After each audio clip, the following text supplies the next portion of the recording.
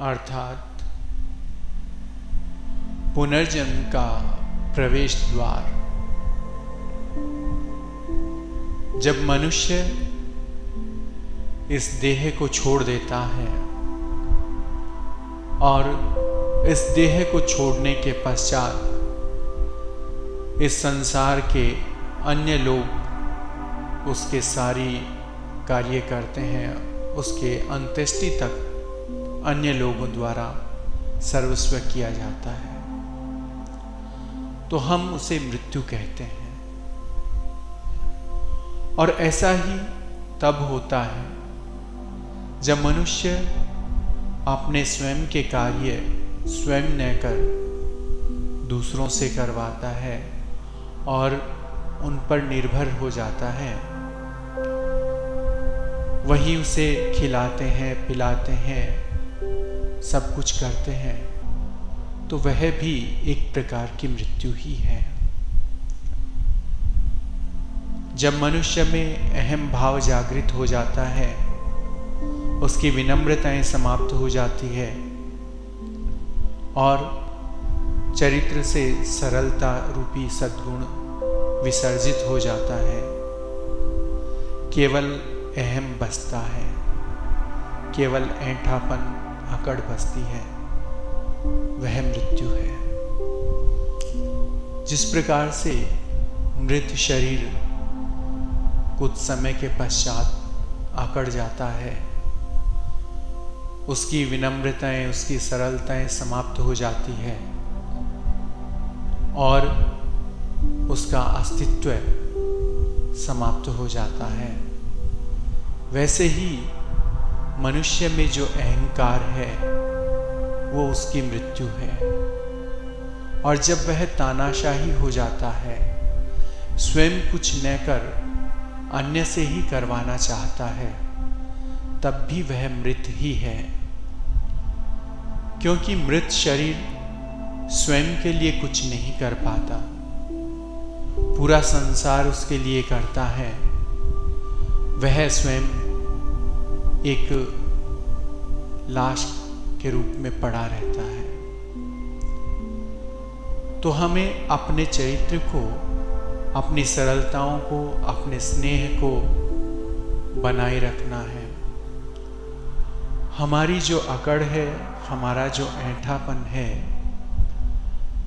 या हमारा जो अहंकार है, उसको विसर्जित करना हमारा परम उद्देश्य होना चाहिए। तब हम जीवित हैं। अन्यथा किसी भी अर्थ में हम स्वयं को जीवित नहीं मान सकते। मानव का गुण और जीवन का जो लक्षण है वह है सरलता, विनम्रता, प्रेम, सौहार्द, दया, करुणा, ममता। अगर इन गुणों से मनुष्य दूर हो जाता है, तब भी उसकी मृत्यु ही मानी जाती है। मृत्यु के लिए मनुष्य को श्वास के आवागमन को छोड़ने की आवश्यकता नहीं, चरित्र से सद्गुणों का विसर्जन ही पर्याप्त है। श्वास का आवागमन तो इस शरीर को जीवंत बनाए हुए हैं और सद्गुण मनुष्य के जीवन को जीवन बनाए हुए हैं। वे गुण उसे पशुवृत्ति और प्राणी से मानव की श्रेणी में लेकर के आते हैं। जब वह मानव बनता है, तब उसमें ये गुण स्वतः प्रस्फुटित होने लग जाते हैं। इसलिए मृत्यु केवल श्वास का रुक जाना ही नहीं, मृत्यु का अर्थ है हम अपने आप को अहम भाव में लिप्त कर लेते हैं और जन सामान्य की बात, जन सामान्य का व्यवहार हमारे से टूट जाता है, तो वह भी मृत्यु ही है। जब हम इस संसार में किसी के लिए कुछ कर नहीं सकते तो समझ लीजिए कि वह भी मृत्यु ही है, क्योंकि मृत शरीर किसी के लिए कुछ नहीं कर सकता। वह किसी का दुख, दर्द, परेशानी या सहायता में सहयोगी नहीं हो सकता।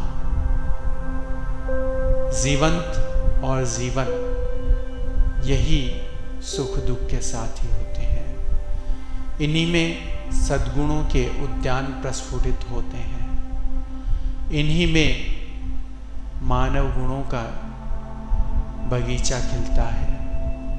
इसलिए स्वयं को मानवीय मृत्यु से बचाइए। अगर आप अपने आप की मानवीय मृत्यु से सुरक्षा कर लेते हैं तो आप इस संसार के सर्वश्रेष्ठ प्राणी हैं।